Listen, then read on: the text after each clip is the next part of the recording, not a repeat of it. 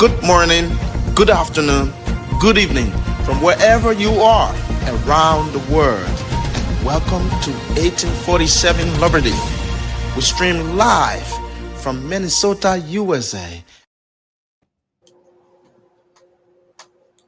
Good evening. This is Thomas Sarko, and you are watching 1847 Liberty. In a previous op-ed, Reimagining Democracy in Liberia, published on the Front Page Africa newspaper website on November 24, 2025, I urged Liberians to rethink their mindset to break the persistent cycle of mediocrity in our governance and society. Sorry, that was a little glitch on my end. Okay, so I critically examined Liberia's democracy, highlighting deeply rooted challenges stemming from transactional politics and low public expectations. I argued that our political culture is shaped by voters seeking immediate personal benefits from candidates perpetuating cycles of corruption and mediocrity among elected officials. Drawing a contrast with democratic ideals in countries like the United States, I emphasized how personal integrity, accountability, and informed civic participation are often overshadowed by, by short-term self-interest in Liberia. I called for a transformative shift in citizens' attitudes, advocating for ethical leadership, civic education, and greater accountability as essential steps toward national progress. Ultimately, I framed Liberia's democratic shortcomings as both a leadership and societal issue, urging collective responsibility for meaningful and sustainable change. While listening to President Boakar's speech at the 105th commencement convocation of the University of Liberia in Monrovia, I was struck by his audacity to pledge a personal contribution of $50,000 to support the university's institutional development. Further research revealed, according to the Improfat Daily newspaper, that President Boacar had made a similar personal donation to victims of a gas explosion in Bong County on January 4, 2024, amounting to 10 million Liberian dollars. Now, these actions raise important questions. Where did where did the president obtain such funds? How did he acquire such significant amounts? How, would he have donated such large sums prior to becoming a president or even vice president? Is it appropriate for our elected officials to make such substantial donations to individuals and causes? Would it not be more effective to allocate resources toward strengthening the institutions responsible for disaster response and educational development? Should Liberians continue to accept these actions as business as usual? I leave these questions to my expert panel to provide our audience with further insight.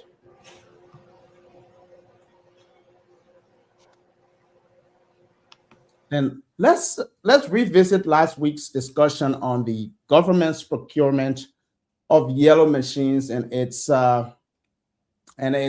controversial decision to establish a new agency for their management rather than entrusting this responsibility to the Ministry of Public Works as would be expected. We also examined the apparent lack of unified leadership within the government, citing the public disagreement between the presidential press secretary and the Justice Ministry over the decision to dissolve a group known as the National Fulani Security of Liberia. Is it prudent for the government to create an entirely new leadership team just to manage these yellow machines? Should this responsibility fall under, shouldn't this responsibility fall under the Ministry of Public Works? Why is the government further expanding its already bloated and inefficient bureaucracy? Has the Justice Ministry thoroughly investigated the so-called National Fulani Security of Liberia? Once again, I'll turn to our expert panel to help unpack these pressing issues right after this brief announcement regarding the passing of my beloved grandmother earlier this month.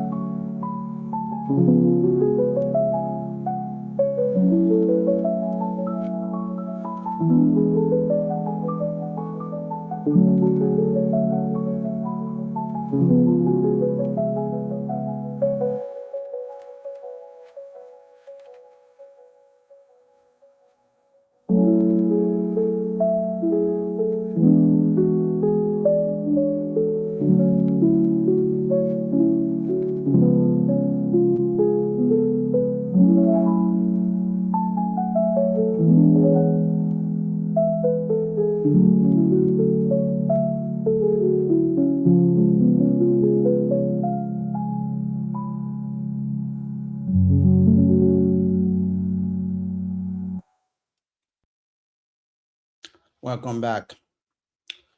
So, Liberia's political culture has been described as transactional, with voters often seeking immediate benefits from candidates. How do you think this? In fact, let me first, gentlemen. I was forgetting about you guys now. Let me welcome you to the show first, then we can get into our discussion. We want to do this now. So, joining us today to unpack all of these issues, um, I have Mr. Charles E. King, Senior Criminal Justice and Law Enforcement Commentator. Mr. King, welcome back to the show. Thank you very much, Mr. Saku. Thank you so much. You're welcome, sir. And making his first live appearance, our senior foreign policy and national security analyst, Mr. John Maurer. Mr. Maurer, welcome to 1847 Liberty. Thank you very much. Thank you for inviting me. If I may, let me first of all say my deepest condolences to you and your family. And to Mr. King, hats off. Thank you for Thank being here. Thank you. And Sir. thank you for welcoming me. You're welcome, sir. So we'll take this one and we get back. We will get the ball rolling. Good morning, good afternoon, good evening from wherever you are around the world. Welcome to 1847 Liberty.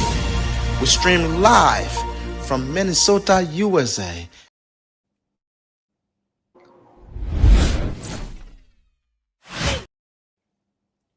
Okay, gentlemen. So Liberia's political culture has been described as transactional, with voters often seeking immediate benefits from candidates. How do you think this mindset affects governance and accountability in Liberia? Let's begin with you, Mr. King. What's your take? Centering on what particular focus are we? Governance in its totality in general, well, accountability in general. Yep. Well, this is what is lacking in our country: Mhm. the understanding of accountability. When you are given an era of responsibility, especially when you're dealing with other people's money, other people's asset, the nation entrusts you with something, you must be eager to give an account. It's not, you should not accept it as, oh, witch hunting. What do you mean witch hunting? That's not your farm. We were taught the Liberian way. That's not your private farm. You're working for the people. That's the bottom line. You are working for the people. I was on I heard one of the programs once in another online. Someone was asking this government official about something, and he says, "Well, why don't you come and do something?" The man said, "But you, the government official, you're supposed to take our question. You can't run away from it and say because you're a minister or you're a representative." And that's the mindset that you have in Liberia from the very top down. You have responsibility. If they give you $2, account for the $2. Now, if you have your own money on your farm, that's your business. You don't got to account for anything to nobody. But once you're dealing with public money, your public trust, they can question you anytime and any place. You Yes. must give it. Now, if you have people like that in Liberia who want to be questioned, who say, "Please come check me out." Let me show you what I've done with the money or the property that you've given to me. Then you're raising and letting the people know that you're a person of integrity. So you have to do this. You have to account. I don't care you up, down. You must account for the people's money, or else don't take it. Don't take the job. Bottom line. And just before I close, just before I end some time ago, one of the administrations, they said the street was dirty. The mayor got up and got vexed. Everybody in the government if the street dirty, what happened? You're supposed to go there and say, where is the street dirty? Let me go and make sure I clean it. But just because you have a position of authority and people challenge you, say, you shouldn't do it, you're against the government, you spoiling the reputation. If the street dirty, finish. Case closed. Go on, my friend. Exactly. Man, what's that? Okay, so Mr. Mauro, my article, I mean, I'm coming to you based on your experience, extensive experience in public affairs and international relations. So the article draws a contrast between Liberia's democratic practices and those in countries like the United States, particularly around personal integrity and civic participation. What lessons, if only, can Liberia learn from other democracies? Well, thank you. And, you know, I'd like to start from the premise that do we even have a democracy? Do we even have, That's a good question. you know, the whole idea of democracy is still cooking. What do I mean by that? It's a theory. It hasn't been proven to be true. Not even here. And when they put it together, while they were trying to put it together, the people who put it together said it was for a people of at least 75% literacy. Do we have 10% literacy in Liberia? 20? 30? No. So then why are we fumbling with something we don't even have the basic requirement to do? Now, Mr. King, what you were saying is like there should be answers to be held accountable. That is pre-assuming that they even know why they went there. The problem with our society is that just too many people are emotionally competent. The idea of going into government is not for service, is to get rich. And why is it so? Because the people themselves, we the people, don't understand our rights as a people and don't know our strength as a people, so we don't hold them accountable. Correct. Instead, we get afraid of them. We vote for them and then get afraid of them. Yep.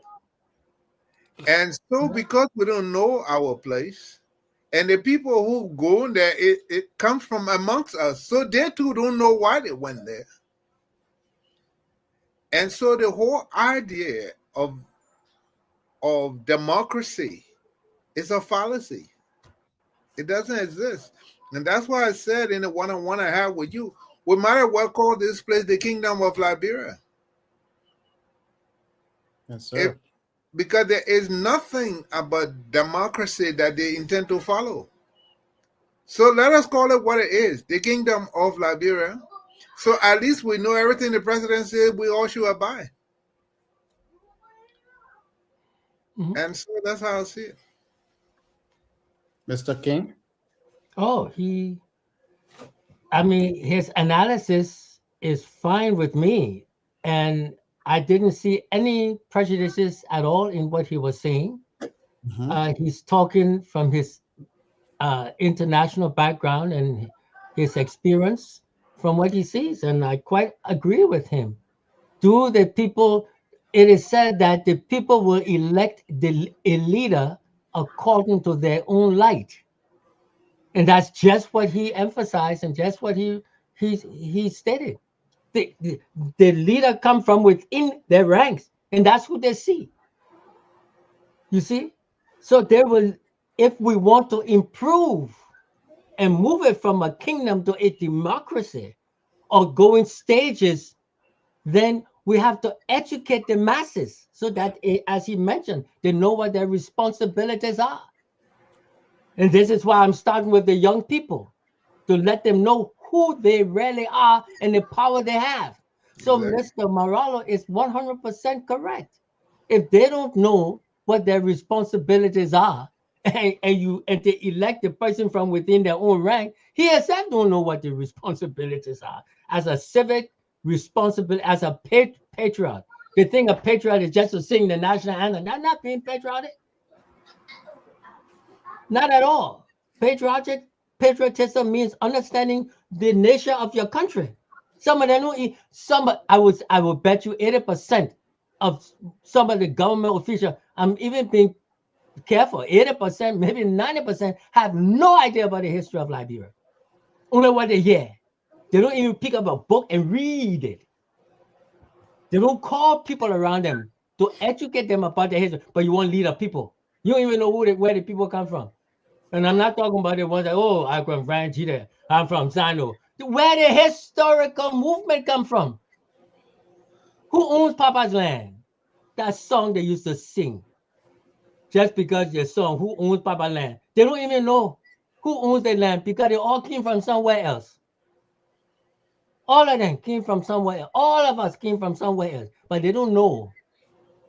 You see our culture. Who owns Papa land? Oh, a Paso, or a Pele, or a Gribble. So this, I was here. Well, you are from where? You don't know where your people come from.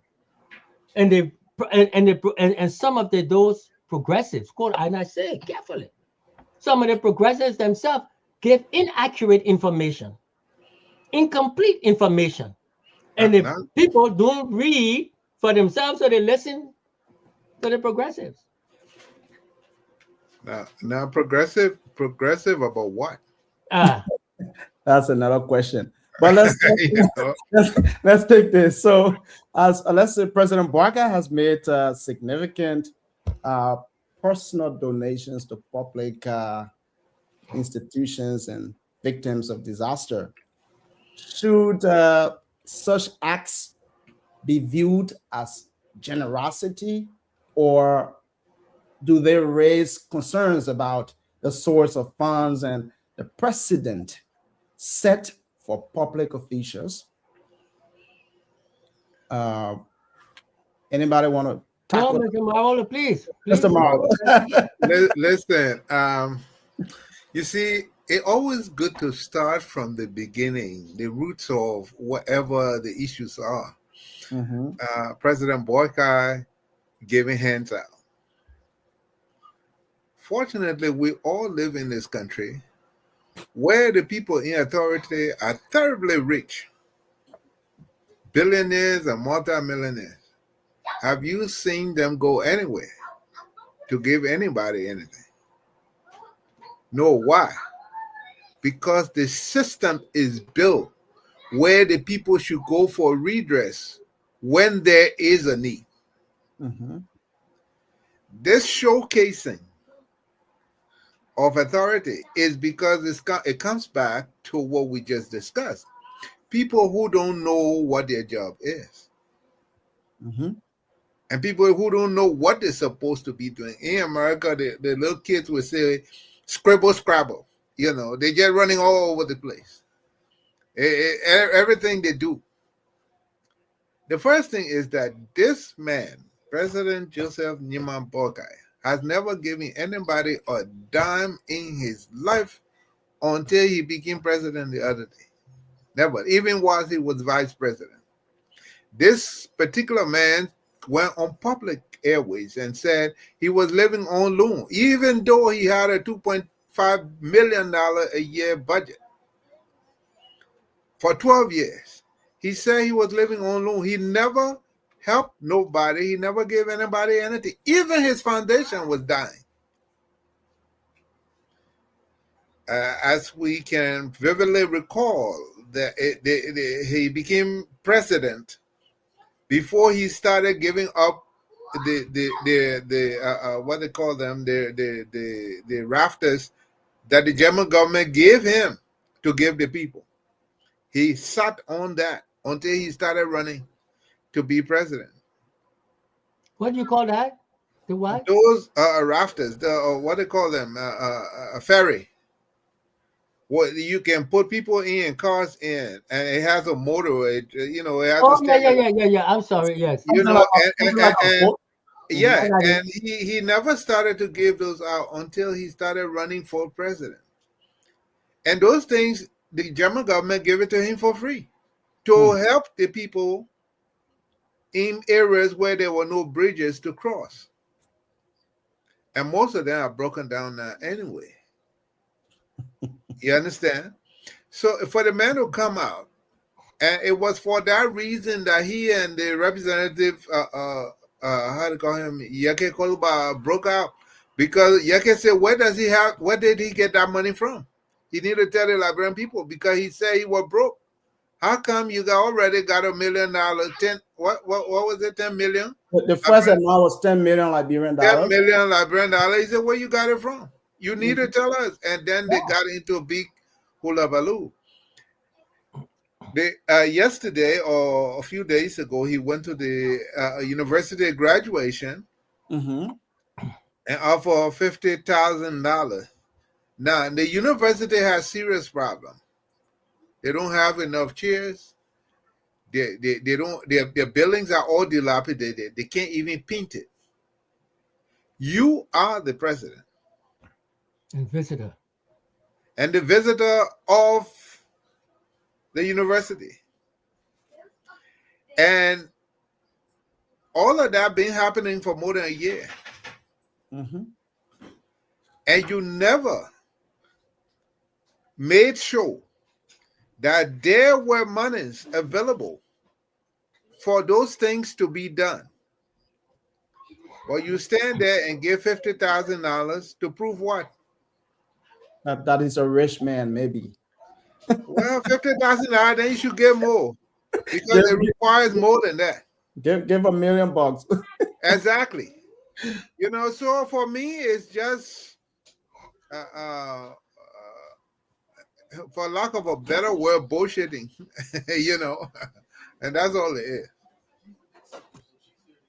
Yeah, but how about people's perceptions? Because don't you think people's expectations are giving rise to these kinds of behaviors? Because most of the time the citizens consider such acts as philanthropic.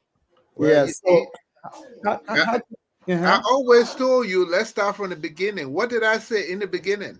It's Mhm. the ignorance of our people. Yeah. That's the foundation of all of this. Yeah. Because for our people to be celebrating such mediocrity tells you that they don't even know what good is. Excuse me. Yeah. You understand? So it is I don't know if it's their fault. In fact, I think it is all of our fault that we even accept. Look, We accept. Yeah. if I was the one to decide what Liberia does, there would be a one-party state or monarchy. We are not ready for this multi-party democracy. The whole thing about the whole democracy, like I told you, is a theory, right? It's a government of the people, for the people, and by the people. The people. But did they say which people? No. All right. So how would Maestro assume they were talking about poor people? Okay. Are poor people in any society are the takers, they are not the givers. In the French society where I went to school, the people who rule or who lead are the people who got things to lose.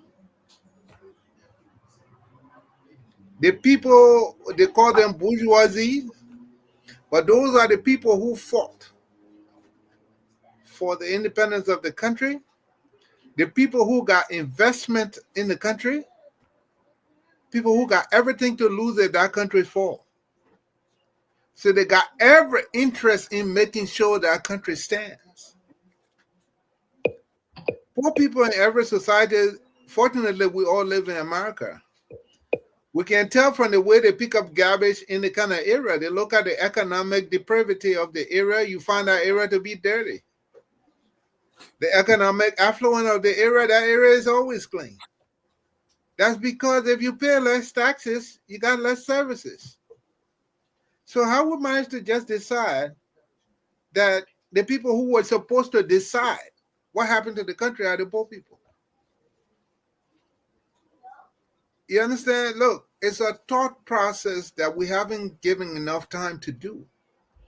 People say I'm a radical and all of that, but yes. So, How did came out with that? Because they were radical. So yes, I want to be radical to make us think.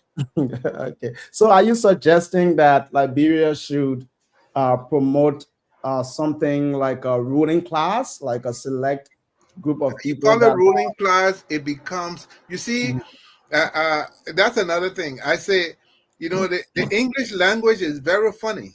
Mhm. One change of phrase, change the whole idea of the thing. It's not a ruling class. It's not a ruling class. If you call them a ruling class, it makes like you're depriving other people. Okay. I talked to you the other day where in France, I've seen families who their whole family, they've been grave diggers. And the only thing they wish for is to have the best cemetery. They want to have the biggest, finest cemetery. That's all. They don't want to be president. They don't want to be anything else. That's what they want to be. And that's how they make their living. Other families are taxi drivers. They call themselves taxi. Thomas Taxi, and So they'll just, so the ability to be entrepreneurs, the ability to work for exactly. themselves with their hand, with their They mind. they That's what want you're to talking do about. what they're capable of. Mhm. There's no emotional competence there. And they got the people who are trained to lead, not rule. And they understand that those people understand international relations and politics. So they're going to leave that side to those people to handle. You understand? And so I think it should be the same for us. Certain people with certain aptitude should be trained and should be unselfish and will be productive for our country. Because when you look at the kind of people we're choosing to lead us, that's what we can get in a result. You understand? And so for me, it's not a ruling class issue. It's just picking the most competent to do the most competent job. It's a matter of qualification, putting people in Exactly. the places that they are trained to be in and not misplacing people all over the place. As we see, it's become a pattern, not even in the current regime alone, but the previous one and the one before. Take for example, without going too far. Take for example, you want to take a surgeon from on the floor and make him the hospital administrator. They got people who specialize in hospital administration. They don't have to be doctors. You understand? Quite People correct. think ministerial posts. They say, "Oh, in fact, that was they calling Joseph Boca agricultural specialist." Show me one paper he's reading in agriculture. What's the proof? Exactly. A ministerial job is a political position, like is an ambassadorial job. Those are political positions. The deputy for technical affairs, assistant for technical affairs, for finance, and those are the people who do the work. The minister is supposed to be the one who go and hustle the money for the enterprise and be the political mouthpiece for the government in that area. When people don't understand how these things are supposed to work, of course they do what I said the little children say, scribble scrabble, just running all around the place, being busy doing nothing. And so that's how I see it. That's a good point. Mr. King, anything on the topic at hand before we move to our The next segment? the to put into practical for those listening, what Mr. Moralo has just mentioned about the head of the organization, or they're there for a certain purpose. Let me give you all the listeners an example. When I was deputy director of police for deputy director for training at the police academy, when I was working in government, my boss, Director Lee, was taking a vacation trip. He was going on leave, and I told him what I would be doing when he returned. Now, I went to the GSA and I said I needed a refrigerator, a stove, I needed the buildings painted, and I wanted it done at a certain time. Because most people don't know that I was one time deputy director for GSA for administration. So I know what was there. And so the person wanted to delay, and I said, look, don't play with me. I know what I wanted.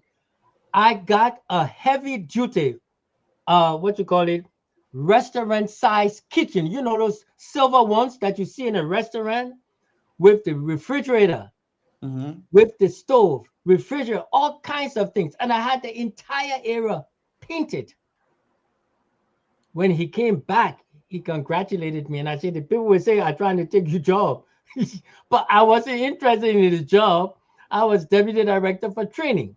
So what I did, as in his position, I went ahead and got what was necessary. As Mr. Mawalo said, I hustled for the organization. You see, I did the same thing at the CID. When I took over, they had no vehicles. I went to the GSA and got 5 vehicles instantly, Suzuki vehicles, and brought it to my men. The director of police at that time was Vonnie Dempster. And he said, but wait, Director King, how you can go get, I've been here all the time, I can't get 1 Jeep from my office. How you manage to go get 5? One of them got to stay here. I said, but gee, he said, my man, and you know my wallow, eh? And you know the situation. Said, my man, one Jeep got to leave here in the office. How you going to take 5 Jeep? I said, okay, Chief, take 1 Jeep. Let me get it. But what I'm trying to show you is what we talked about before, Mr. Sako. All the people, and this is what Mr. Mawalo, and I just brought that in to support what Mr. Mawalo said for the listeners. You are Inspector General of Police. You're supposed to go out there and get the money to pay your men. Don't come tell me, say, you can't find this and can't find that.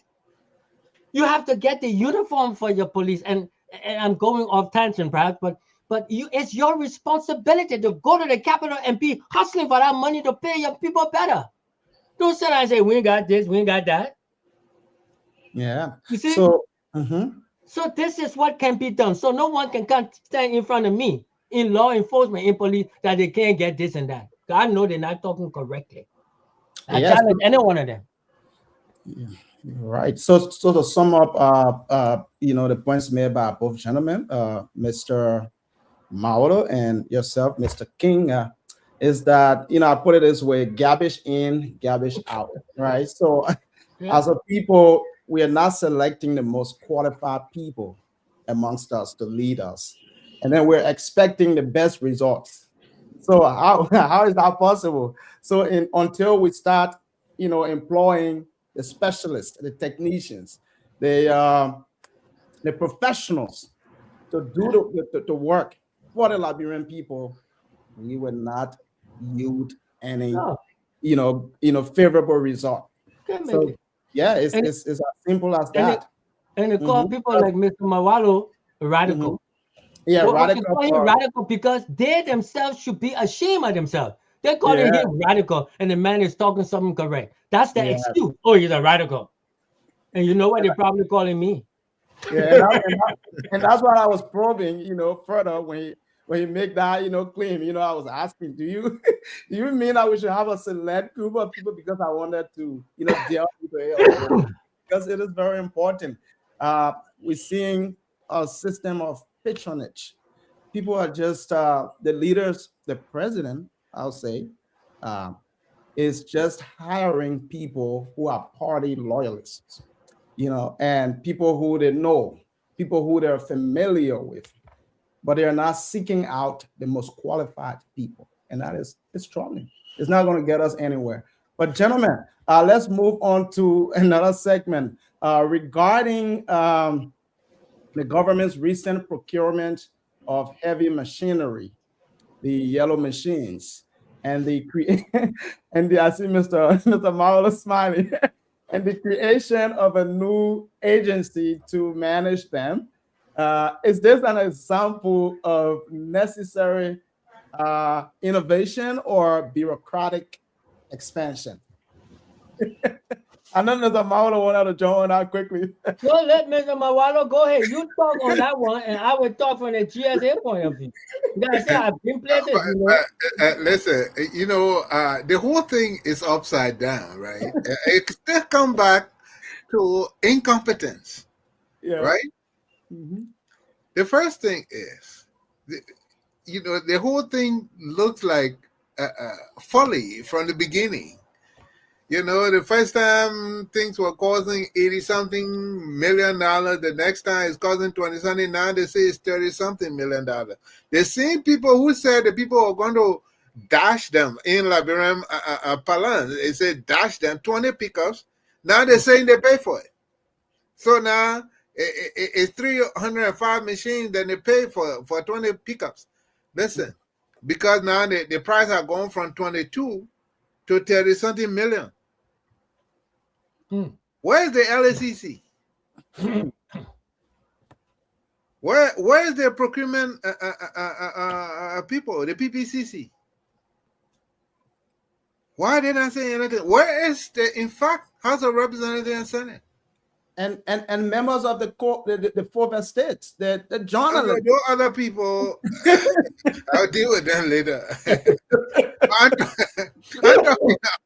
I'm talking about the people who even have the authority. If these people don't even understand their duty or relinquish their own duty, how can the so-called fourth estate even know? Listen, if you got to pay somebody way when they come to ask you questions, what kind of question you think that person going to ask you? No hard questions. Exactly. Because he gave you a hard time, he said, okay, you see how you eat today. Exactly. Yeah. You understand? Yeah. Listen, you went to China. According to you, you went to the factory. According to you, and we'll leave all of that in quotation, and bought 285 yellow machines. Not pink.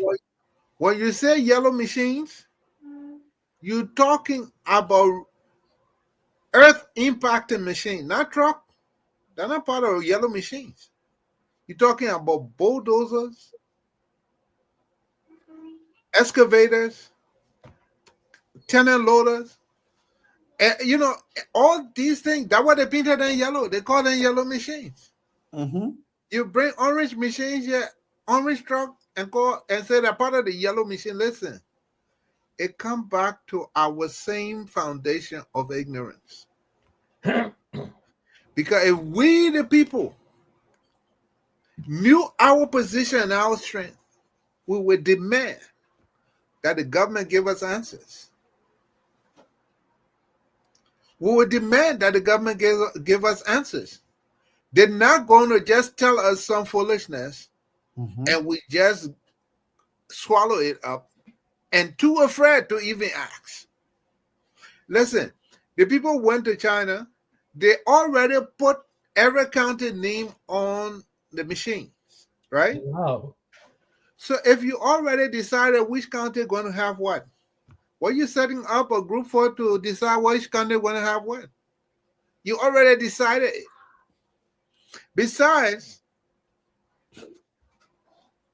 the group that you say you formed them about a week before the machines got here. Right? This machine thing been going on almost 2 years now. You formed a group a week before the people got here.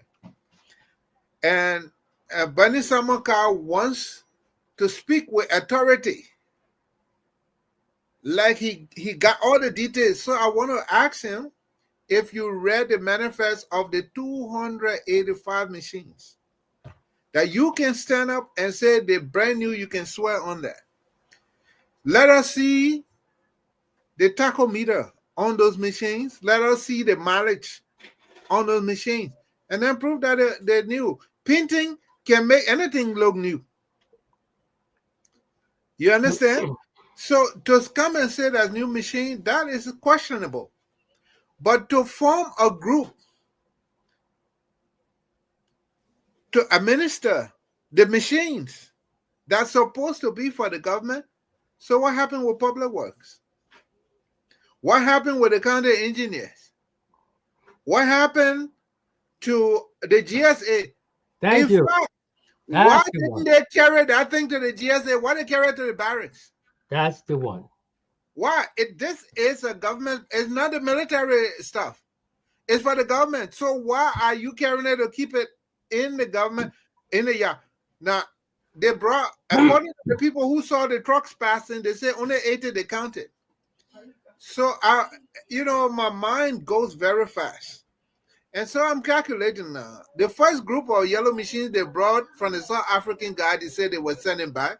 Nobody saw them make any problem in pageantry but then sending it back. So and they were still kept in the barracks. So are they the one they're going to add to the other ones, the 80 that came? So then how much more should we be expecting?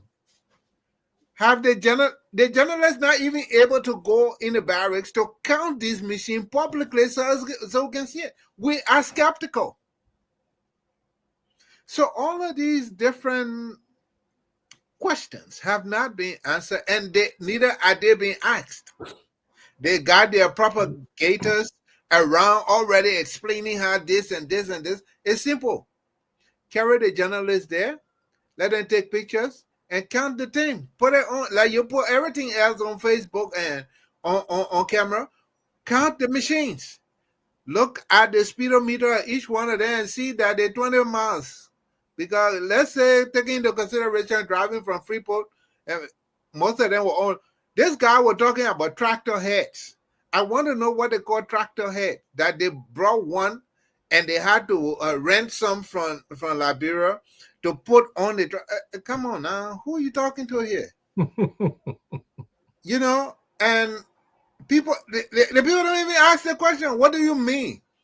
Because if you bought a bulldozer already had its head. All you got to do, drive it onto the low bell, and the low bell takes it. They say, some of them broke down. Yeah, the ones who rented broke down, but the ones that were brought were brand new. So if you have so many of them here already, why you bought some more? Listen, it's just that Liberia's problem is us. We, the people, we're not aware of what we should be doing. And instead of looking for the most competent people, that's what the French people do. Take the people who trained to do the thing to lead. No, we look for the people who like us, according to us. And like I said the last time, if you want somebody like you, then you go run. Yep. As far as I know, when you're looking for people to lead, you look for the best of you. Oh, Yes. Mr. Mawalo. Yes. That man that you want employ, that man from my same village. He's from my same town. Exactly. That's my pa, uncle, brother, sister, grandma, son. He just live right near the village. Exactly. That's a good man. That's not bad man, good man. That's what they do. Nepotism. Yeah. Tribalism, I'll say. That's what it is. Tribalism. and I have one Let's question. take, for example, Thomas, during this going election, you heard, that the old man turned. Yes. The old man been looking for it for a long time. Mm. What the old man must go for debate for? Everybody know he been vice president. Mm-hmm. The old man was minister. He was managing director before, so he get experience. Okay. So my question to them at the time was, okay, since he was a leader before, show me his record of what he did as a leader. You understand? Yeah. I don't want to know whether he been leader. It said, the man being in government for the 20 years. I say, yeah, they got messengers who been in the government for the 20 years. So you want to make them president too? You understand? Show me the man record. Fortunately for him, they don't have any other report of this guy, but yet they say he's not corrupt. Show me the other report. He's been heading so many agencies. Show me the other report that clears him of corruption. As far as we know, the last time they did an audit, don't fire him for corruption. So the thing is, we got to be anxious to get the best, most qualified people that we can hold responsible. Not qualified on paper, but qualified in practicality. You see the person records of what they have done. Then you say, okay, I can trust this man with this. I can come explain to you how to go to the moon all I want. Tell me to go in the lab and make one rocket, I am lost. And that's Mr. what's Mawalo, happening to Liberia. Mr. Mawalo, Yes. as we understand also, when all the candidates, not just him, all the candidates, when they are campaigning, they promise to put the person in position. They promise and promise and promise. Now, when they get in office, they got to come up and show down because they've been promising so much. They Yeah, promise anybody everything, yeah, and and so, that's the devil. They dress and they scatter the devil, yeah, and sometimes people do pay. right, Mr. Mawalo? But Mr. King, Uh-huh. if somebody came to explain to you about police issue and they were lying, would you know? Oh my goodness! Of course, I will know. Exactly. But if somebody I will came to know. somebody came to you explain to you about flying your plane, you don't I know. would know. And that's the issue with the Liberian people. That's right. I'm Seems like they supporting don't that. know what they want I'm or what supporting they're that. supposed to get. I'm supporting that. You Because know? you go to seek votes and then you promise this, man, I will give you this, I will give you this. So now when you get in office, your hands tied. Listen to what the people can be saying when they're running, and you know Mhm. that they got no idea of what they're talking about. Exactly. Because that's the one the journalists afraid to ask. Yes. Okay, you say all this thing, how you gonna do it? Quite But you correct. know how you can ask how? It's because you know. Exactly. If And I the ask you journalists don't how know. and I don't know how you're supposed to do it, you can tell me any kind of thing. I say, oh, okay. Yeah, and you're nod to it. Yeah. You know, that's our problem. Well, then you see the people that are head of state should have around him a core people, not the same people who there in the positions. You got to get outside that group and get yourself surrounded by sound people who don't want nothing from you. But that means, Mr. King, that means you went there with the intent to build that country. Yes. Their problem is they're going there with the intent to steal from the country. Ah, okay. And the people seem to appreciate more the people who want to steal from the country than the people who want to build the country. Well, Yes, I mean, if you are told that it's okay to steal as long as you bring it back in the country and build something, then you have a double standard somewhere, right? a double So standard. then where do we start from then? How do we Exactly. start? We got to start all over then. The head is rotting. So the You know? entire body is. So, but again, I always talk about priorities, right? Misplaced priorities. Like instead of doing first things first, we're just jumping all over the place. We have no plans, right? So this government is, they always say the government is broke or the country is poor. We don't have a lot. But then we keep expanding the government. So every time you create a new bureau or a new agency, that's taxpayers' money going, you're increasing the recurrent expenditure. Looking at the budget, recurrent expenditure,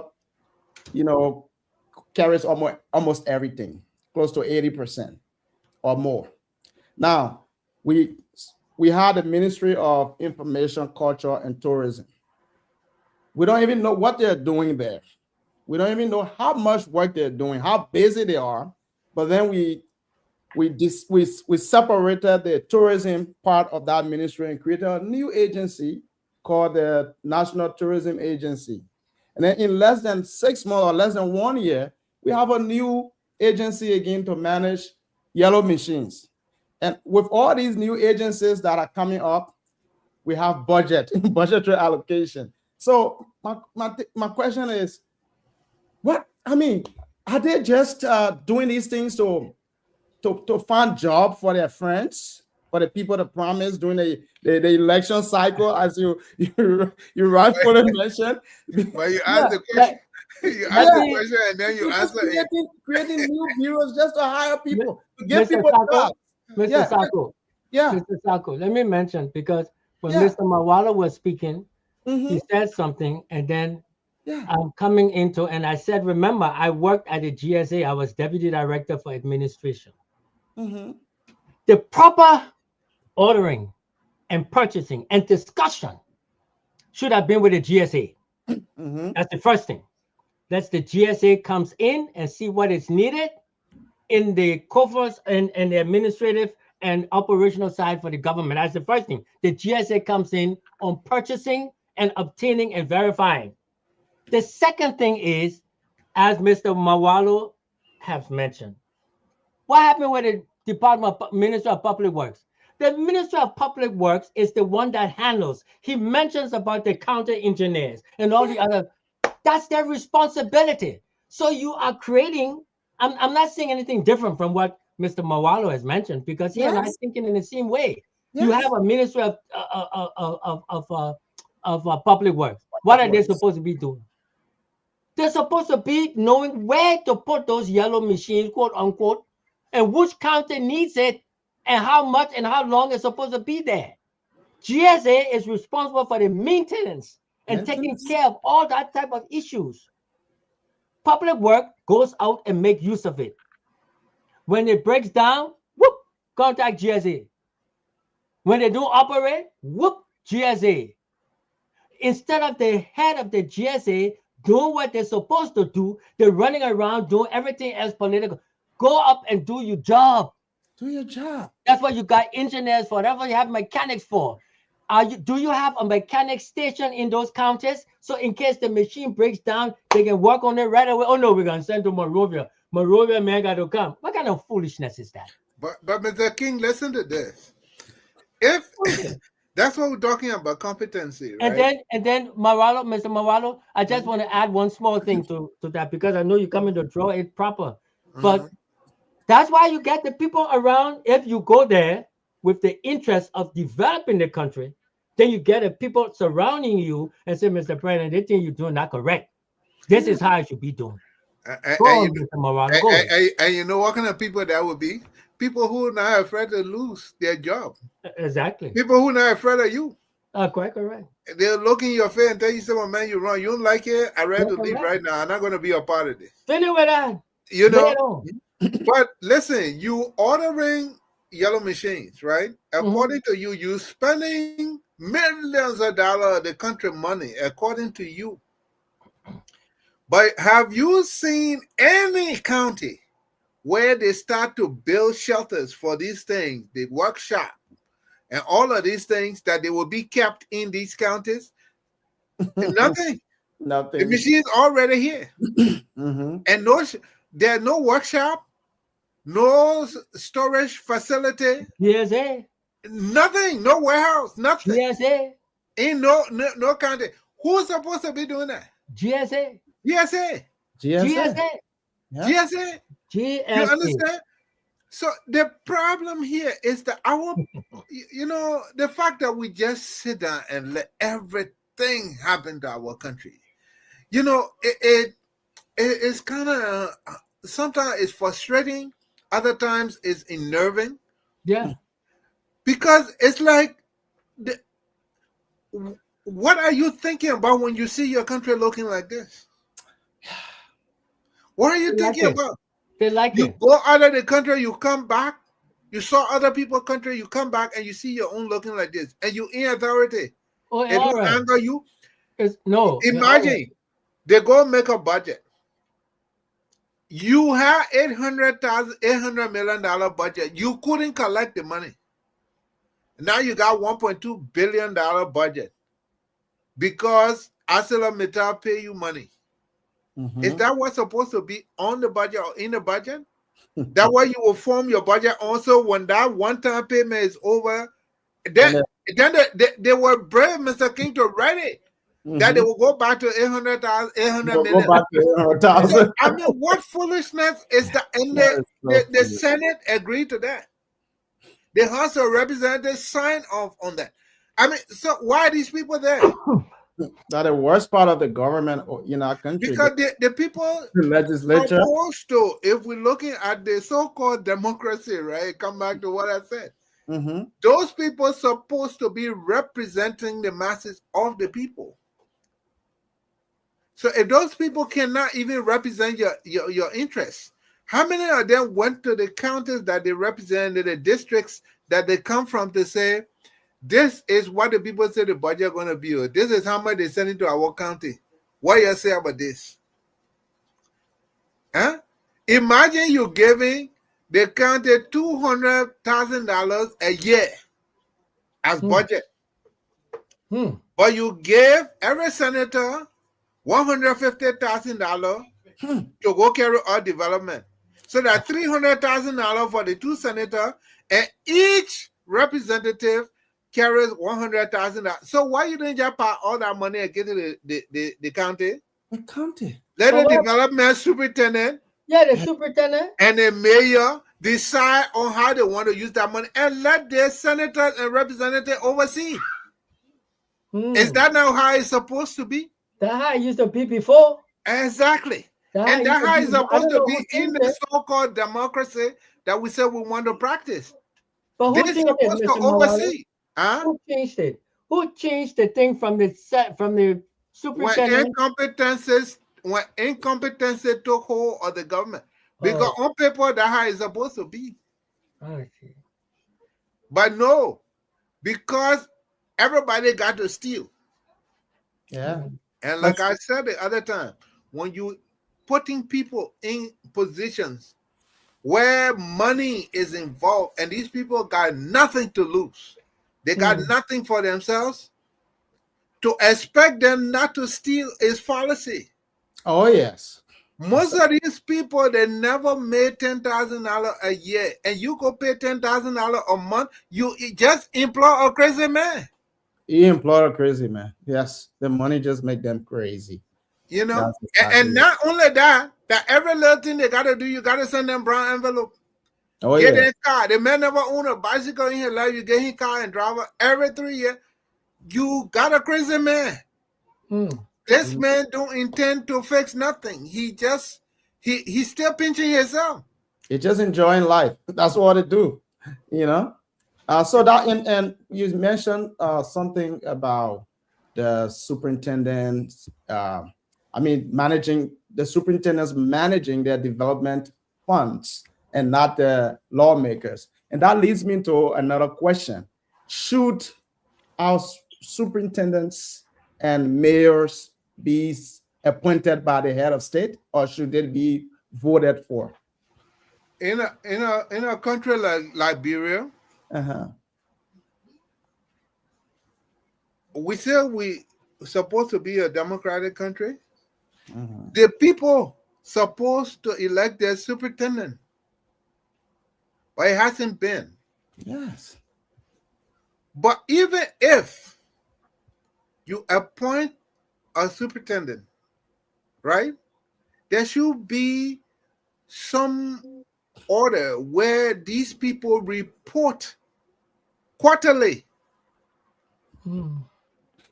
what they are doing for you, the Minister of Internal Affairs and the President office, to be able to monitor this development that's going on, because you in charge of this country, for God's sake. Yeah. The synchronization of development is good for you. You know, Tadmo used to take Bassa man saying to Lofa to be superintendent. Take Crown man saying to Grand Bassa to be superintendent. You know why? It was a unification thing. When you move there with your family. Your children grow up there. Your daughter found Bassa boyfriend. Your son found Crown. That was up to today. Superintendent white children still live in Grand Gila. You understand? Liberty children still living in Lofa. You understand? And it was a way of uniting the country. Bring people from all over, let them mingle. And that's why the whole division in Liberia is foolishness, because you can take somebody's DNA from Kipama and carry it to Kipma and you will find a match. Because we have intermarried so much, there is no one or anything. We're all the same people. So why we can't just put in our mind that God has blessed us, endowed us with this rich land, this country that is full of everything. I mean, the Chinese people got to dig hole to drop seed in there to plant rice, and they produce enough to export. But you just got to throw the seed, it will grow. I mean, plum seed, you throw it, it grows. Yeah. But up there, you throw it, it grows. And you cannot have mechanized farming. I mean, I think God himself can look down and say, God, these people, the hell can I do with that? You can't be blessed more than that. Exactly. And we're not doing what we should. And that's why in those systems that I told you about, the people who got things that matters are the people who vote count. Because you know what? If I got my $1 million investment in Liberia, I am very concerned about who becomes president. I am very concerned about who becomes senator and representative. Because if I employ some foolish person who don't care and just doing stupid things and there is trouble, I lose what I invested. Yeah. And those people who haven't been economically advantaged hate to hear this. But whether you like it or not, even God didn't make the fingers equal. Yeah. There will always be rich people, there will always be poor people, and there will be people in the middle. Yes. You know what your agenda should be? The country should run so that I can have an opportunity from poor to become middle and from middle to become rich. Because Correct. as long as those opportunities are there, you will be able to climb. That's right. You know? That's right. And Liberia never suppressed anybody despite the lies that people let to carry around. Yeah. Everywhere you go is about, why you think the people here send their children to Harvard and Yale and Princeton? Why? Because what you rub on rubs on you. Networking, right? Exactly. Networking, yes. You know?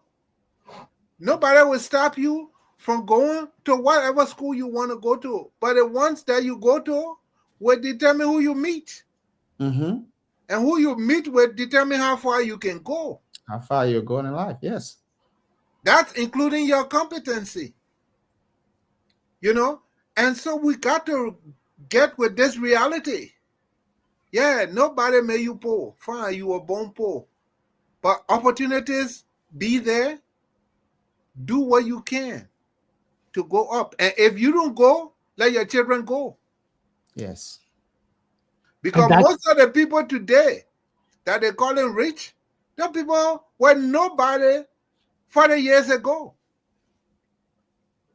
And yeah, some of them got rich nefariously. I'm talking about the people who got rich by working. Yeah. You know?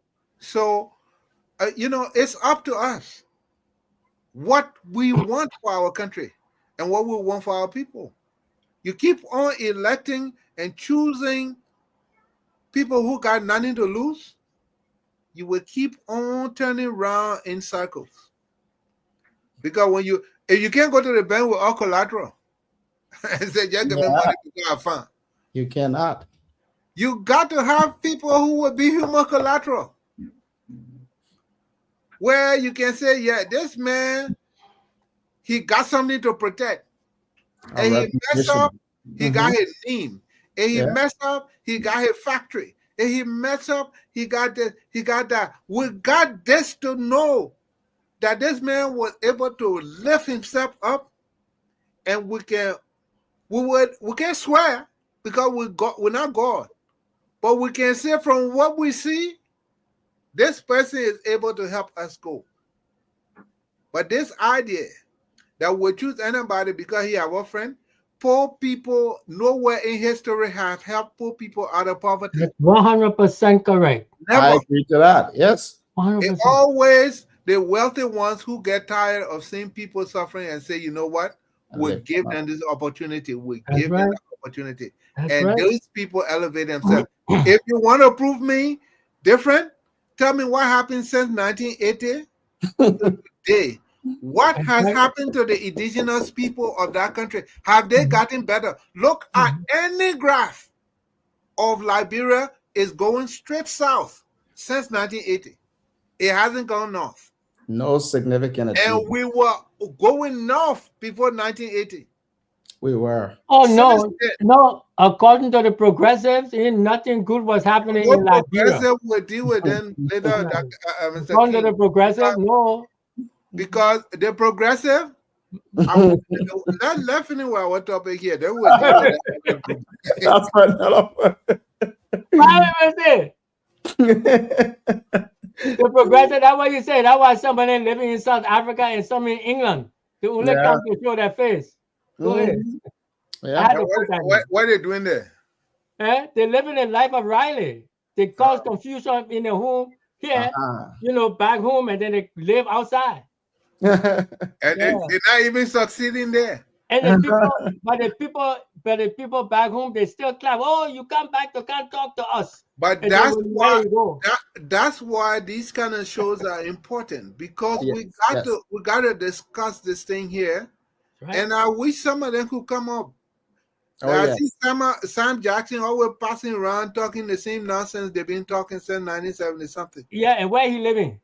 He's not living there. Oh, he said United he's States. living between America, South Africa, and Liberia. Fine. Yeah.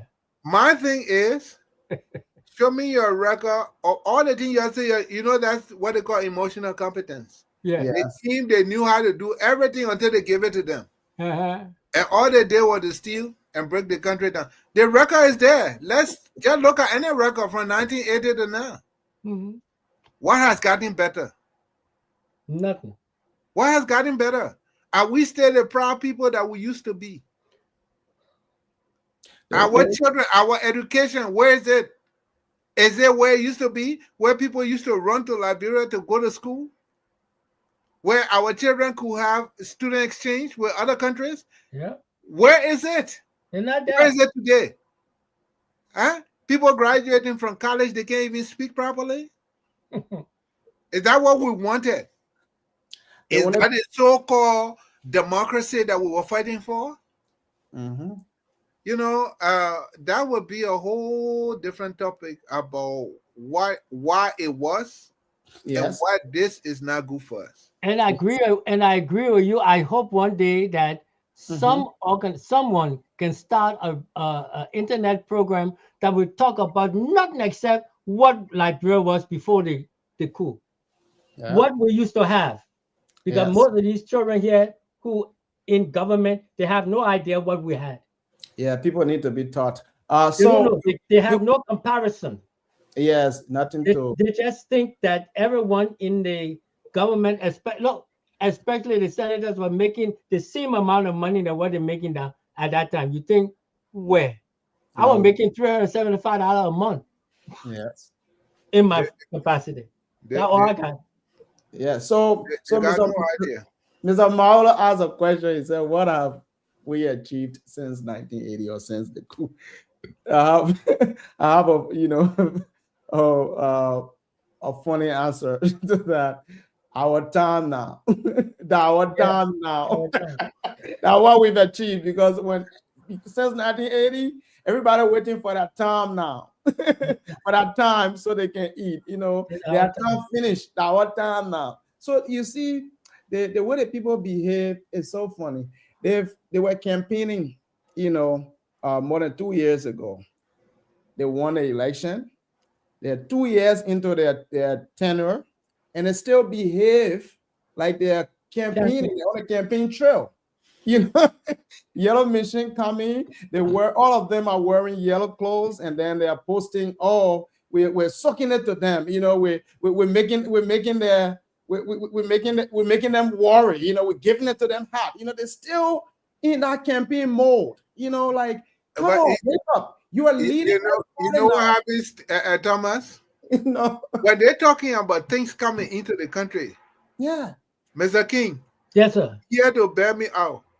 Yes, sir. When the OAU program was going to be held in Liberia, were you talking about importation of goods into the country? Were you talking about cars? You're talking about hundreds. You're talking about trucks. You're talking about... Yeah. Until they had a floating hotel in the place. I never saw Toba go out there one day to go stand out there and say, "Oh, the No, floating Fonda. hotel that come." Yeah, to The make hotel news, was there. Yeah. to make news about You know, equipment coming to the country. Like, I mean, for people that you call yourself representative, you supposed to be asking the president, "Are these things new? Where they come from? How much they cost?" And you wear yellow clothing to go there to thank you for bringing yellow machine. Where do these people come from? people are just so petty these days, and that's what we've achieved. To answer your question, pettiness, yes, that's exactly what. And then people have no vision. There is no more something we call continuity in governance. Like one regime will start a project, the next regime will come and Yeah, ignore because they're always everything. fighting each other. Yeah, it's just It's about never about Liberia, it's all about them. it's about them. It's our time now. That's it. And a good friend of mine who was very close to the current regime was saying, one of his colleagues in the regime told him, he said, "Wow, opposition life is really tough when it just got elected." When it started, enjoying now, he was saying, "Oh, but opposition life is really tough. We're enjoying now. This is our time now." That's the only thing we see happening. It's our time now. People don't have no idea. They have no intention. They are not intentional about developing the country. They're only doing these temporary projects for political visibility ahead of elections. That's But all. let me ask you, Mr. King, anything. Mm-hmm. You see our government officials, right? You say you senator of a county. You say you representative. But from the beginning of the year to the end of the year, you somewhere around Morovia or you in your office, you got no idea that your job as a senator or representative is not to sit on the tip pay, but to go out there and look for business for your county.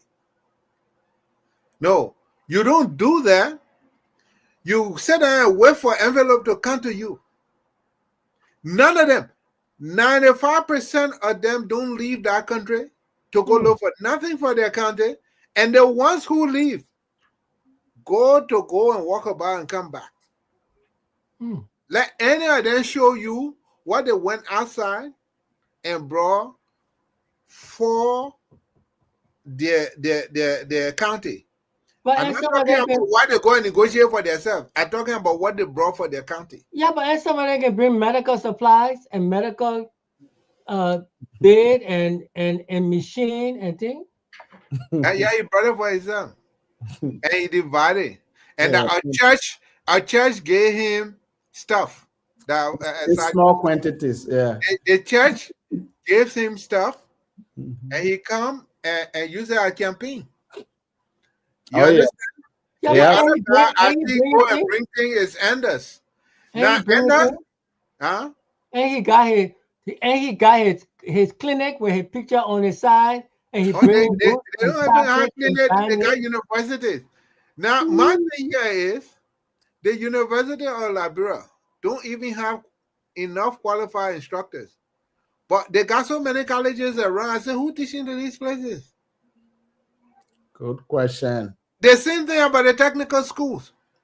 There is nothing you can get done strict. No, people don't seem to know what they're doing over there. You ask them to build a house, the whole wall cricket. So who teaching these technical schools? Or just for people to say they got school for people to pay school fee, and other Yes. people because they're less busy, they say they're going to school. What is this thing about? What is the Ministry of Education doing about all of these? They're doing inspections now. They're doing where the Inspection. last school I saw where the people sitting in the mud building and they can look outside from inside. That the inspection they're doing. Yeah, that's what they're doing. The inspection. Look, we need to stop playing with ourselves. Because if that, the funny part, in that same area that had that school, you're supposed to see the magisterial court. Oh. It looked like some kind of outhouse. I I hear don't you. want to call it real name. I hear you. I hear you. You know, Now, how you expect to get justice from that kind of place? And when you look at the schools, as you say, the children sitting on the mud, on all kind of, still they got all these schools coming in. They got this program going, that program going, and you see the children sitting in no roof, all blackboards that's up there. If they even got blackboards, it's like kind of old scruffy era. And you wonder what they. But I say the Ministry of Education, they're sending the inspectors around now, quote unquote. What they Well, did before, I don't know. you got superintendent in the country. You got educational officer, chief educational officer in the county. Why you need to send inspector around? I thought they're supposed to be the inspector. But they ain't got no money. Ah, okay, but then why you sending people now? Look, the thing is, we're playing with. I was like, y'all got $10 million to go spend in 4 years. That was not on the budget. Okay. But you don't have money to fix a school building that the children sitting on the floor. Oh, So what's the priority here? misplaced Is it our priority. country or to make you rich? It's just making mockery. You know, we gotta challenge. We gotta get angry. We have to. We Angry about this kind of stuff. This need to is be all we angry. got. This is our country. You know, Mr. King, it was, I have been away so long. It was about 40 years before I went back to Liberia. And the first time I got to Liberia again, it was some kind of magnetic force I felt. It's like you are home. You know, you feel the connection. Mm-hmm. Because I don't care where you are in this world, you're second class until you get to that place. Yeah. I don't care how much you achieve. You second class until you get to that place. That's the place that God has for you. I felt the connection. You know, and it made me think there is a divine connection that we have to this soil. And for us to sit down and see our country be ruined like this, and it don't make us mad. I mean, you know, and I want my children to go to Liberia, and my oldest daughter told me she want to go and visit Africa, but she want to go to Liberia first. And that made my heart say I something. understand. She want to get her connection to Africa from there. Where can I be proud to make her want to go back to Africa if I took her to Liberia? That's my own question. And look at Rwanda today. Those people fought worse war than us in the same time we were fighting. How come they where they are? Now we're sending our police there for them to train. We're going to Rwanda for training. Imagine that. I mean, come on now. We should be ashamed. Yeah. We're going to Ghana now for touristic vacations. Yeah. And here people who use the kind of beg to enter. Yeah. Yeah. And we sat down here, and all that Ghana is enjoying, we should have been benefiting from that if we knew what we were doing. Up till now, we still don't know where to start from. We don't know where to start from. There's no plan. As if no other country around us is doing it. Now they got Liberians who are expertise in those fields, working in different countries, but they will never call them to come do it. Oh no! Oh my God! They are. To say to ask in the diaspora, you don't cuss the whole place. You know, it's like, yeah, in fact, they see us like foreigners now in our own country.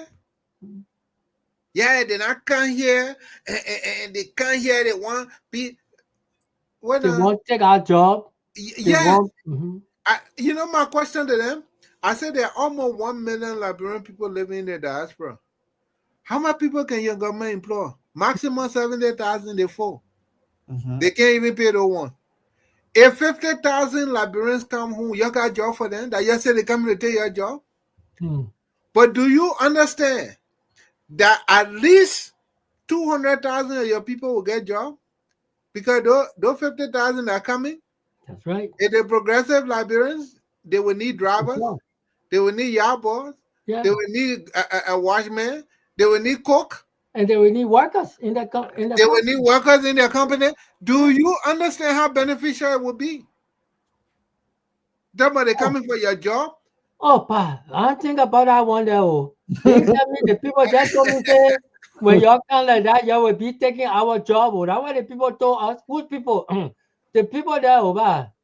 And that's the propaganda the people in place Mm-hmm. tell them to make them fight you. Yes. Even though gentlemen, they themselves know that they're not getting any benefit from it. Yeah. Okay. We still have another interesting topic to cover our segment, I'll say. So let's look at this security situation in the country. So my commentary, I also highlight a lack of unified leadership, referencing public disputes between government officials. What impact does this have on public trust and effective governance? And when I say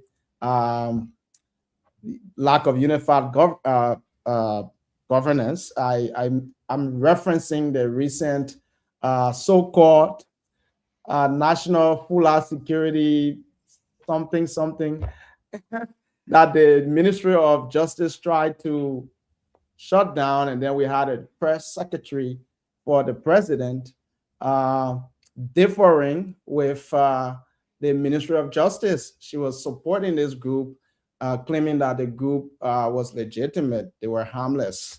So, gentlemen, what are your takes on this issue? Mr. Mawala, you want to go ahead? Yeah, I think I told you before that this thing is not happening in oblivion.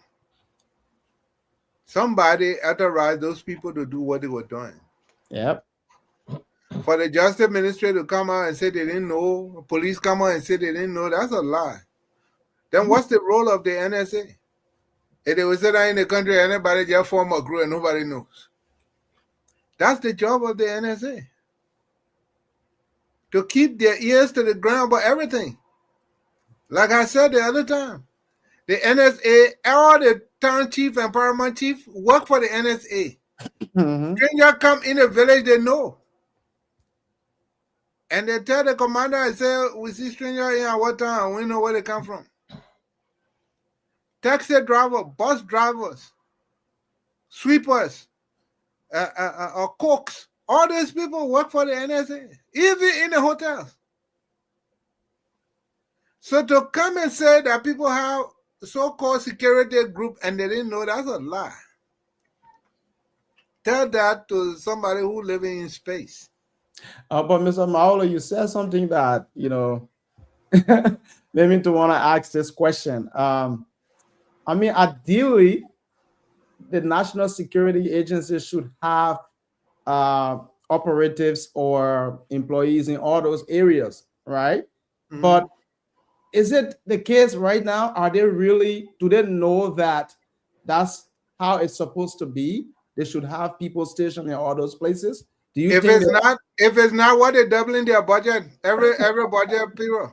So that is a good question. Whether or not they're doing it.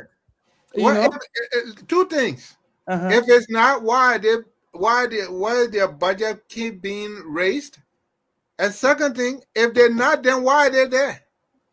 To collect salaries and put a lot of their family members. But then we don't have a country. On payroll. If the NSA is not operating, then we don't have a country. Because let me tell you something. Mm-hmm. In other countries, even in these United States, if the national security people not operating, boy, you won't know what all can happen. Mr. King is a police. Most time before they get the information, they get it from the NSA. They go do the arresting. So if the NSA doesn't know about a group, that's what I'm saying. Who believe that kind of nonsense that nobody knows? And somebody called it said national. I mean, like I said the other day, they're not national, they're local. They just called it said national. National where? You're supposed to be all around the country, you're national. But who are, I mean, full of people are Liberian citizens too. So for them to want to form their own group, somebody told them you're free to do it. And the second thing is that when you know how much these guys are in these guys' pockets, so deep that they can't shake, you know somebody authorized them. So, Mr. King, you can expand on that. Well, for a start, any company in Liberia, organization, can establish their own proprietary protective force that does not go outside the confines of their premises.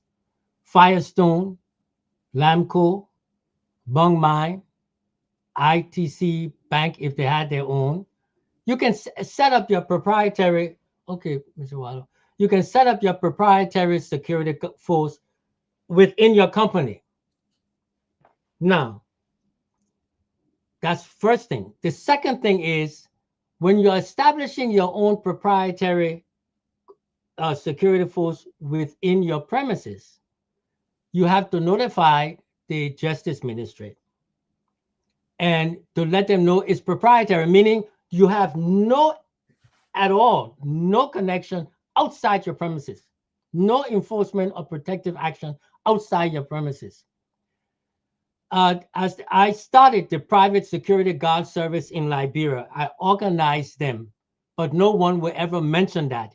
They've started their new security guard service, but the head of the Private Security Guard Association should know about the establishment of any private security company that operates outside the premises. For example, I took care of ITC Bank and ITC premises, only on the premises. No enforcement actions outside.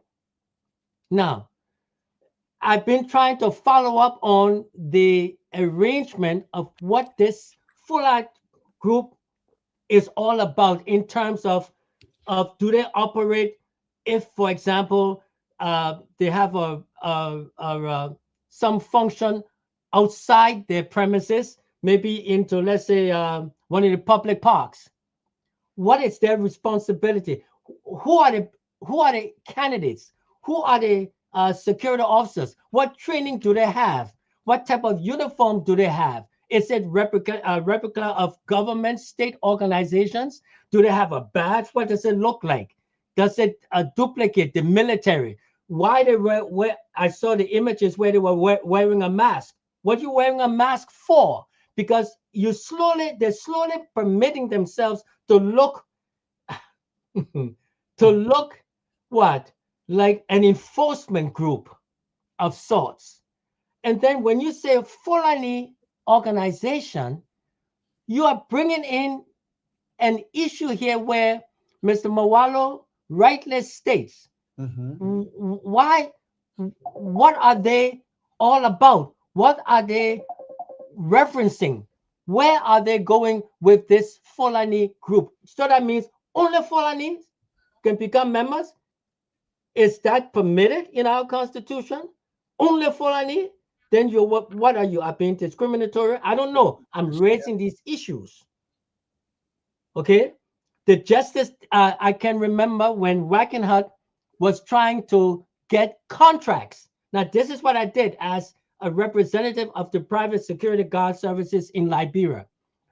Wackenhut, who was responsible only for the American embassy, but then they wanted to venture out into Mobile Oil and other companies.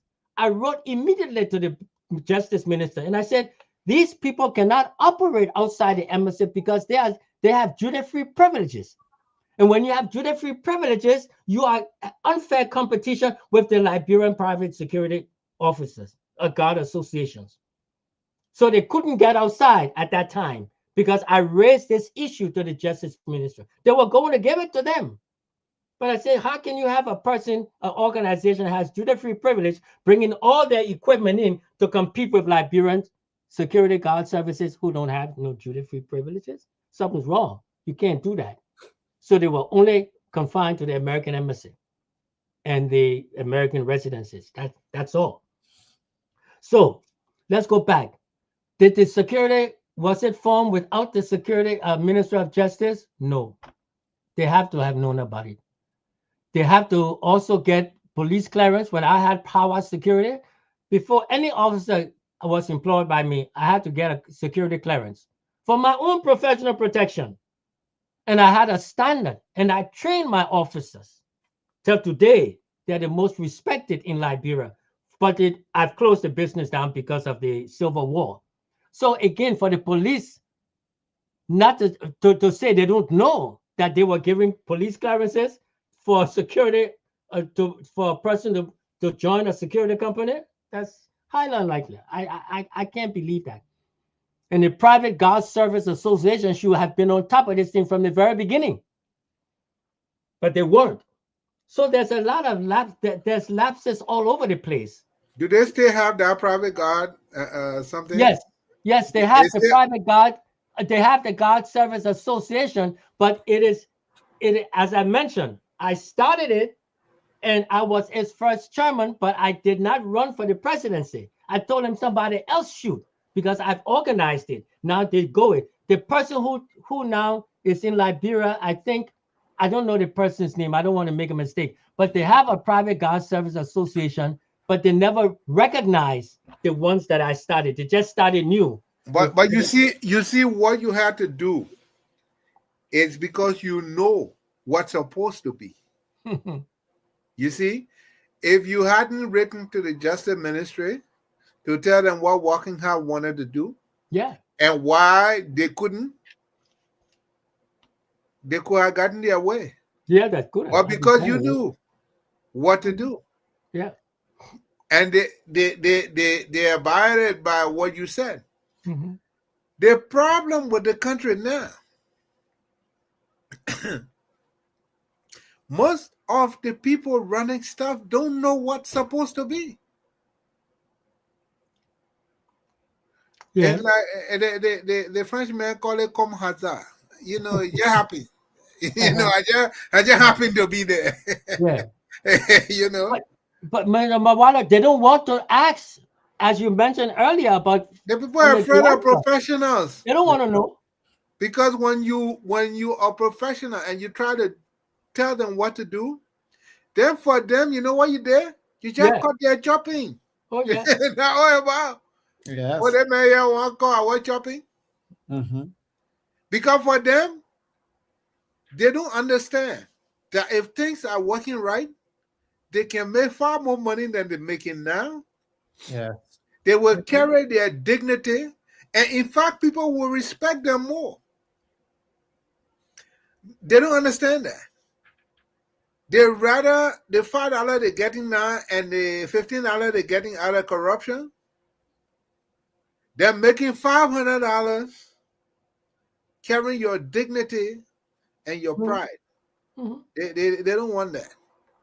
You know, so people beat them up, taxi driver beating on them and doing all kind of things like that. They rather that because at least one person will beat them, but the other one will pay. You know, that's the compromise they make. And let me mention also that at one of the companies, they had a security officer assigned in a court in the boondocks, unquote. And that officer was beaten severely by thieves in Liberia. And this happened within the past couple of months. What has the security company come up with? What kind of person will put one lone officer in a darkened area, no radio communication, no protection at all, and you get away with it? The private security guard service in Liberia should set standards. But most of those organizations, Mr. King, who's giving them their standards? That's a question. Are they even following? The government should set the standards. No, listen, Yeah, there should be a it's threshold to scary. meet, before you even establish a firm. And that's why I'm saying we don't really have a country. Yeah, there This gotta is be a some joke. requirements. But gentlemen, I think we need to come up with a topic on some of these issues that we've been so passionate about. But we have to leave it right there for the sake of time. All right. But before we leave, any closing arguments, any closing remarks?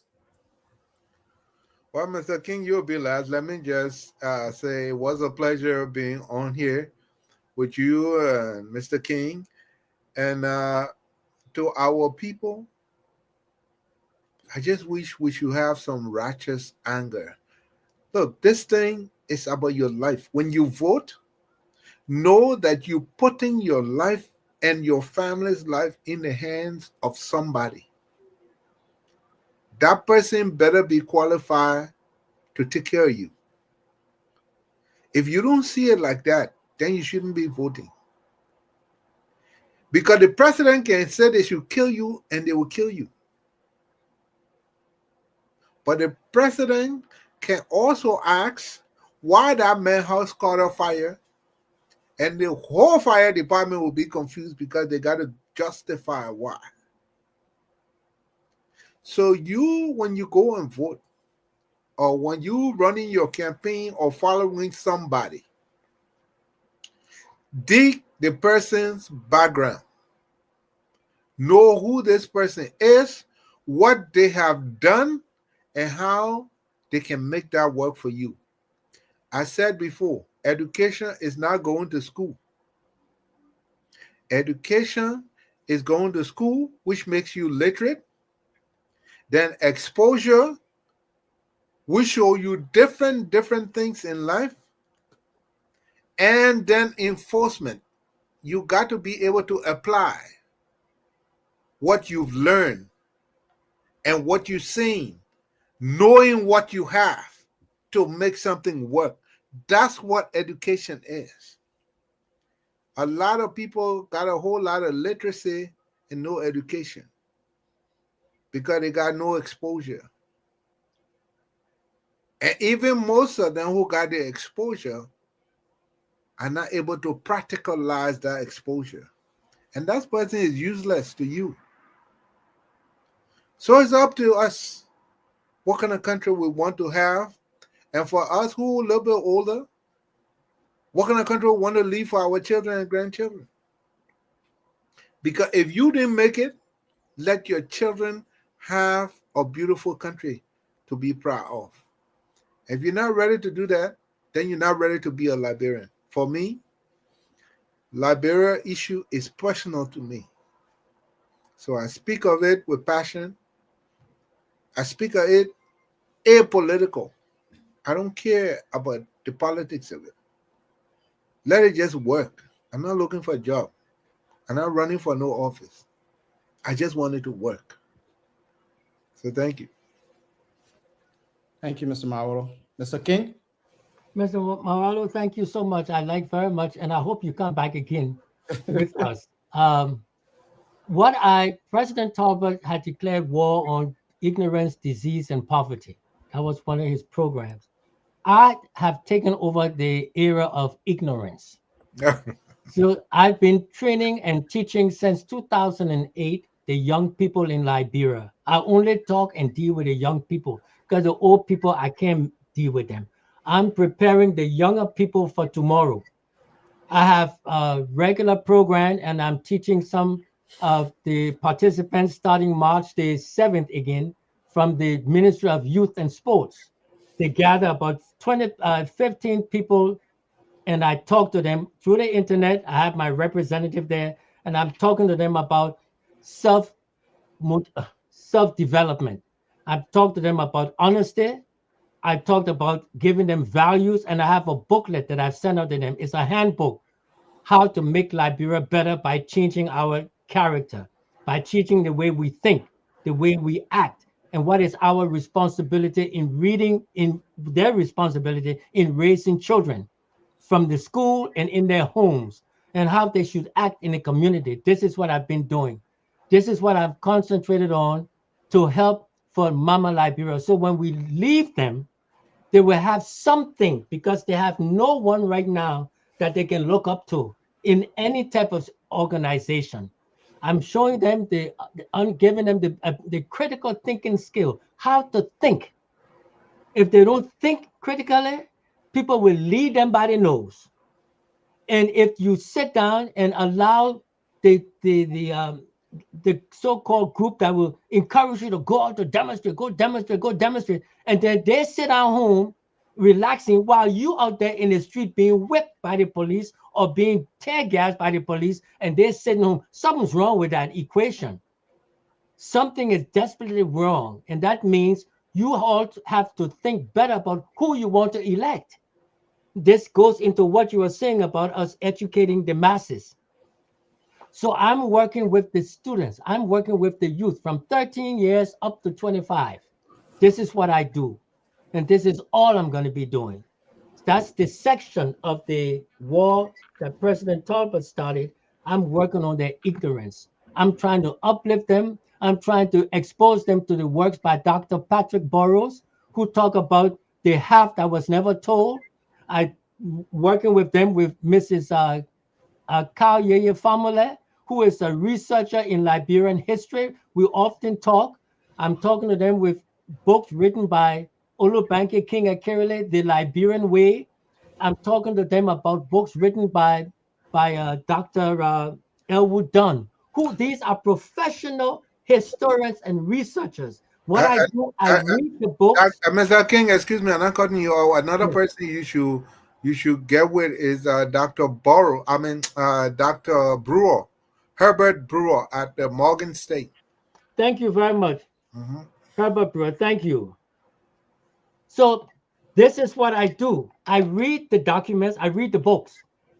And what I do is I look at the chapters and I talk to them about the chapters, because these young people, they're not going to have money to buy these books. They're not going to be exposed to them.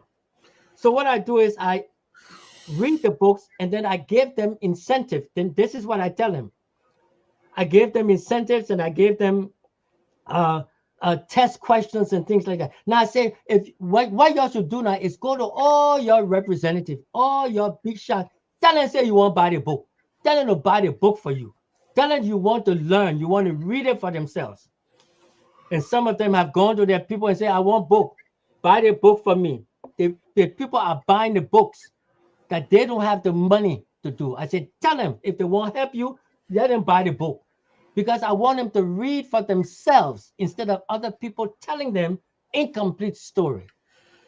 And Dr. Burroughs' book on Liberian Quest for Freedom and the half that was never told. Have you read it? No, not yet. Well, you should, because it will open up your eyes to so many things, and then it will even explain to you the inaccurate information that the quote unquote progressives and those in that group have been spreading to the Liberian people to make them act the way they do. So that's what I do. Mr. King, Yes, speaking of the young people, you know, Thomas, when we were in school, when we were in primary school and things, every morning, even through high school, we had to pledge our allegiance. To the flag. We had to pledge our allegiance to the flag. Mm-hmm. We knew how to sing the two stanzas of the national anthem. I told people all the time, if you understand that national anthem, you understand what the words mean. Mm-hmm. Every time you heard it sung, you will cry. Especially when you see what our country is. For your information, that's the program we start with. That's what I tell them they have to learn, tell them they have to know what it means, and I talk to them about it. That's all part of my program to them, to raise patriotic young people. Exactly. So that's what I do. That's what I do. So just to let you know, and I will send you some information, if I may. I will inbox you to show you what the young people themselves say about the program when they go through it. They want me to spread this around. They want me to open clubs in the high schools in different parts of the country. I'm talking to them through their internet to their cell phone in all the counties. So they don't have to go anywhere really. I'm teaching them through their cell phone. That's great. That's It would great. be very nice for you to hear. That's a noble initiative. Yeah, But that's great. yeah, but our senior criminal justice and law enforcement commentator, Mr. Chazi King, and senior foreign policy and national security analyst, Mr. John Maolo. Thank you very much, gentlemen, for your insightful analysis in helping us unpack all these burning issues. Thank you very much. Thank you And we so hope much. to see you. We hope to see you again. Yes, please. Please. Thank you, sir. So as we close today, let's consider the bigger picture of what this show represents.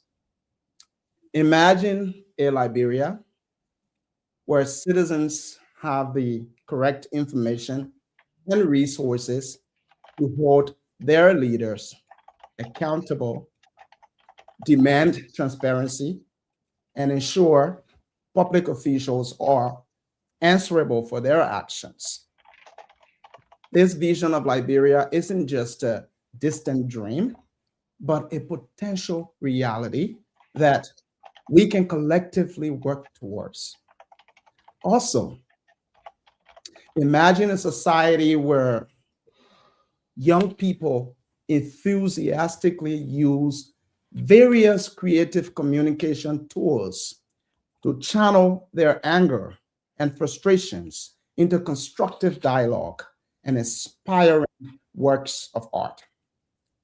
Your support, ideas, and energy are not just valuable, but essential. With your contribution, we can turn this aspiration into a reality.